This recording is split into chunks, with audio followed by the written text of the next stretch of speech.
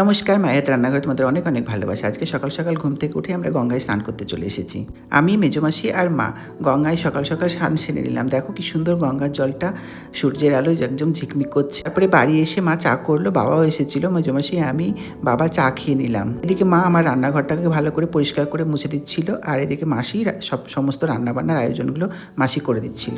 আজকে আমার বহরমপুরের সাজবাড়িতেই দুপুরবেলায় রান্না করেছিল মা, আর খাওয়া দাওয়ার ব্যবস্থা এখানেই হয়েছিল। চলো দেখে নাও আজকে আমার মা কি রান্না করেছিল দুপুরবেলায়। আজকে রান্নাগুলো অসম্ভব সুন্দর হয়েছিল। মা করেছিল ধোয়া ওঠা গরম গরম ভাত, এখানে কাঁচা লঙ্কা আর বেগুন ভাজা, তারপরে করেছিল ভেন্ডি ভাজা।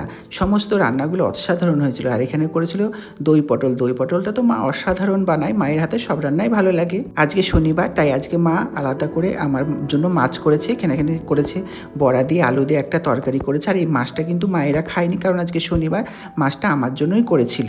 তোমাদেরকে দই পটল আর বড়া আলুর তরকারি রেসিপিটা তোমাদেরকে দিয়ে দেবো। আজকের ভিডিওটা কেমন লাগলো অবশ্যই জানাবে, আর তোমরা যারা ফলো করোনি অবশ্যই ফলো করে দেবে।